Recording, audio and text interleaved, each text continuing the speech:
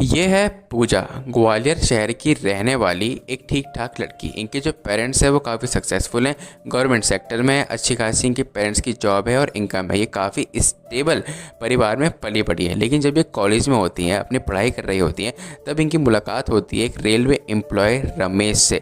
ये दोनों एक दूसरे को डेट करना शुरू कर देते हैं। पहली चीज़ दोस्ती से शुरू होती है, लेकिन बाद में वो चीज़ लव में बदल जाती है। फिर पूजा अपने पेरेंट्स को बताती है कि मुझे ये लड़का अच्छा लगता है और मुझे इससे शादी करनी है।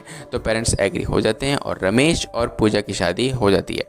लेकिन शादी के कुछ टाइम के बाद से ही पूजा को बहुत सारी दिक्कतें शुरू हो जाती हैं, क्योंकि जो रमेश था वो काफ़ी ज़्यादा फाइनेंशियल स्टेबल तो था, लेकिन जो है वो खर्चा ज़्यादा नहीं करता था। मतलब कि वो पैसों को सेव करके चलने वाला आदमी था। लेकिन जो पूजा थी वो एक ऐसी फैमिली में पली बड़ी थी जहाँ बहुत सारे पैसे उसने देख रखे थे और बहुत सारी फ्रीडम थी, फाइनेंशियल स्टेबिलिटी काफ़ी ज़्यादा थी, जो उनका हस्बैंड उनको प्रोवाइड नहीं कर पा रहा था।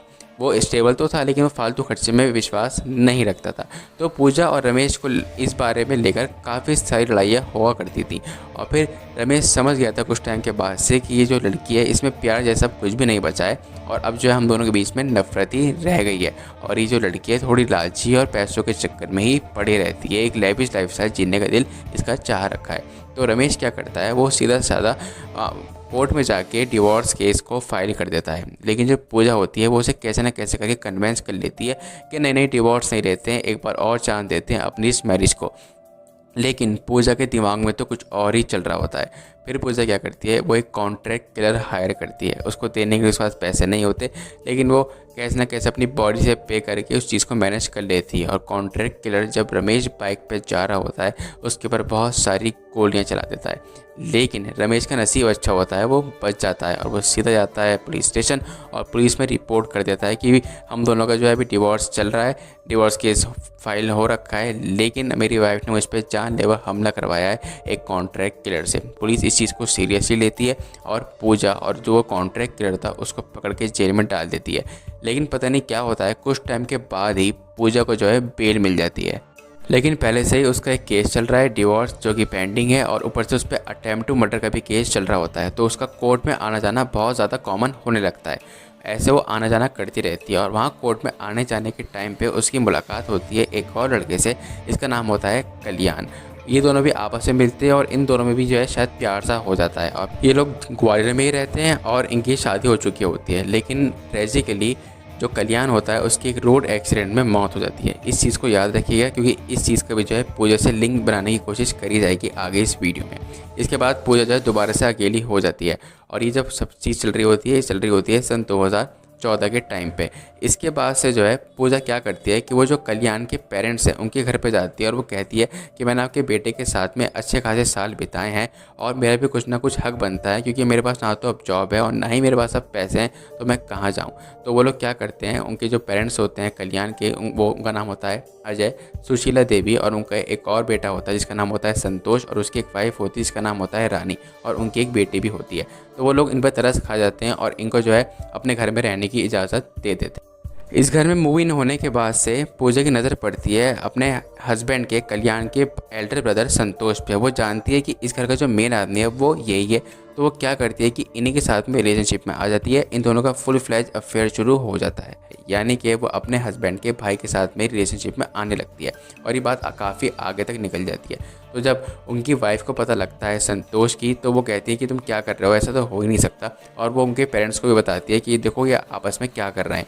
तो फिर जो सुशीला देवी होती है यानी कि संतोष की माँ, वो कहती है कि ये जो रिलेशनशिप है बहुत ही गंदा है और ये बिल्कुल भी यहाँ नहीं चलने वाला है, और अगर ऐसा है तो यहाँ से निकल जाओ। तो संतोष क्या करता है कि वो पूजा के साथ बाहर जाता है और शादी कर लेता है। और फिर शादी के बाद से उसके जो पेरेंट्स हैं उसे घर से निकाल देते हैं। इसके बाद से वो ग्वालियर में रहने लगता है और जो पूजा की जो जहाँ पे वो आई थी यानी कि संतोष का जो घर था वो था झांसी में। वो लोग ग्वालियर में रहने लगते हैं और 6 साल की ये शादी चलती है और इस बीच जो है पूजा और संतोष की एक बेटी भी होती है। और फिर इसके बाद से जो है इनका जो रिलेशनशिप था वो चल रहा होता है और जो रानी है वो घर छोड़ के जा चुकी होती है। जो संतोष की पहली वाइफ होती है वो उनके साथ अब नहीं रहती, और जो संतोष है वो कभी तो अपने पेरेंट्स के घर पर आ जाता है उनसे मिलने के लिए, और ज़्यादा टाइम वो अपनी वाइफ के साथ नहीं बिता रहा होता है। इसके बाद सन 2020 और 25 ये बहुत ही मेन साल होते हैं, क्योंकि इसके बाद जो है पूजा वापस जाती है घर में झांसी में और उसके पेरेंट्स को वो अपने सास ससुर को बताती है कि अब जो है ना, ये जो हमारी 18 बीघस ज़मीन है इसे बेच देना चाहिए। मतलब उसकी जो नज़र है वो दोनों भाइयों की ज़मीन पे भी है जो पुश्तैनी होती है। और आपको एक ये बात जान के हैरानी होगी कि जो सुशीला देवी हैं वो एक चीज़ और नोट कर रही होती हैं कि जो उनके जो हस्बैंड है यानी कि अजय, यानी कि उन दोनों भाइयों के पापा जो हैं, उनका भी जो है थोड़ा इनएप्रोप्रिएट सा बिहेवियर रहता है पूजा के साथ में। मतलब कि उनको ऐसा लगता है कि इनका भी शायद से कोई अच्छा रिश्ता नहीं है जो कि ससुर और बहू में होना चाहिए। तो सुशीला देवी पे कोई प्रूफ तो होता नहीं है, तो वो सोचती है कि शायद ऐसा ना भी हो।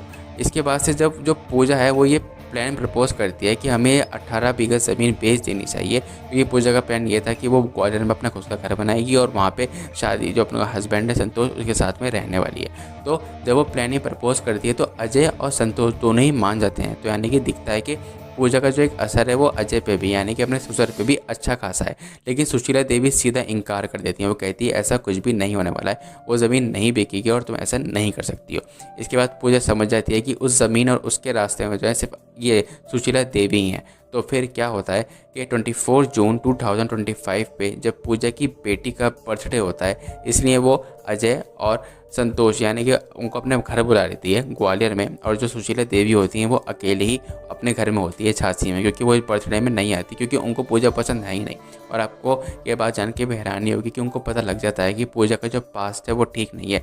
इस पर अटैम्प्ट टू मर्डर का भी केस चल रहा होता है कि इन्होंने जो है पहले एक शादी कर रखी थी, और अब उनको ये भी लगता है कि शायद जो मेरे बेटे का एक्सीडेंट हुआ है कल्याण का, उसमें भी कुछ ना कुछ इसका हाथ है। तो कुल मिला के सुशीला देवी जो है बहुत ज़्यादा सीरियस हो जाती हैं पूजा को लेके, और वो पूजा को बिल्कुल भी पसंद नहीं करती हैं, इसलिए वो बर्थडे पे भी नहीं जाती हैं। खैर, जब बर्थडे हो रहा होता है तो अजय तो आते ही हैं और बर्थडे पार्टी जो है सेलिब्रेट भी होती है। इसके बाद जब अजय वापस अपने घर जाते हैं झांसी, तो वो देखते हैं कि उनकी जो वाइफ है उनका किसी ने गला घोट दिया है, और ऐसा लग रहा है जैसे चोर यहाँ पे आए थे, कि 8 लाख रुपए भी गायब है और कुछ कीमती ज्वेलरी भी गायब होकर से हो चुकी। जैसे ही वो डर जाते हैं तो पुलिस को बुलाते हैं, और पुलिस आती है। वो पुलिस समझ जाती है कि जो रॉबरी का दिखाया जा रहा है ऐसा है नहीं, मतलब चोरी को स्टेज किया गया है। ऐसा लग रहा है किसी ने दिखाया है कि यहाँ पे शायद चोरी हुई है और वो गलत चली गई है, इसलिए सुशीला देवी को उन्होंने चोरों ने गला घोट के मार दिया है। लेकिन जब पुलिस इस पर अच्छे से इन्वेस्टिगेट करती है तो उनको पता लगता है कि यहाँ पे 2 लोग आए थे। वो थे पूजा की बहन कामिनी और उनका हस्बैंड अनिल वर्मा। उन दोनों ने यहाँ पे आके ये सब करा है, गला घोट के मारा है और इसको दिखाया जैसे यहाँ पे चोरी हो गई हो। इसके बाद से वो लोग क्या करते हैं कि पूजा पे भी अच्छे से नज़र रखते हैं, अच्छे से इन्वेस्टिगेट करते हैं, और उनके कॉल रिकॉर्ड्स पे भी ध्यान रख रहे होते हैं। और वहाँ के जो टावर्स होते हैं वो एहसास दिलाते हैं कि जो पूजा है इसका भी सीधा सीधा इसी मर्डर से जो है लिंक है। और इसके बाद से जब पूजा और ये इनकी सिस्टर और उनका हस्बैंड जब कन्फेस कर लेते हैं कि हाँ, हमने ही इन सुशीला देवी का मर्डर किया है और उसको चोरी के तौर पे दिखाने की कोशिश करी है, और जब वो लोग पास जानते हैं पूजा को, तो वो लोग हैरान रह जाते हैं कि एक क्रिमिनल माइंड की लड़की है, इसने एक आदमी पे गोली चलवा रखी है। और जो कल्याण का जो एक्सीडेंट था इस पर भी पुलिस जो है अभी इन्वेस्टिगेट कर रही है कि कहीं ये एक्सीडेंट ही था या इसमें भी पूजा का कहीं ना कहीं हाथ था। खैर, इसके बाद से जो है वो तीनों के तीनों आज के टाइम पे जेल में, और अभी जो है ये इन्वेस्टिगेशन चल रही है। और अभी तक चार्जेस पता नहीं लगे हैं कि यहाँ पे हो क्या रहा है, लेकिन जब होगा तो पता लग जाएगा। मैं कभी कमेंट सेक्शन में लिख दूंगा जब वो लोग कन्विक्ट हो जाएंगे अपने जुर्म के लिए। अब आप देखोगे तो पूजा ने कितने लोगों की ज़िंदगी बर्बाद कर दी, रमेश की, कल्याण की, संतोष की, और अब देखा जाए तो अजय यानी कि उनके जो फादर इन लॉ थे और अपनी जो मदर इन लॉ थी उनको तो वो जान से मार ही चुकी थी। पूरी क्रिमिनल माइंड की लड़की थी और एक घर में पूरी तरीके से इन्होंने आग लगा के रख दी। अगर आपने वीडियो यहाँ तक देखी है तो बहुत बहुत शुक्रिया।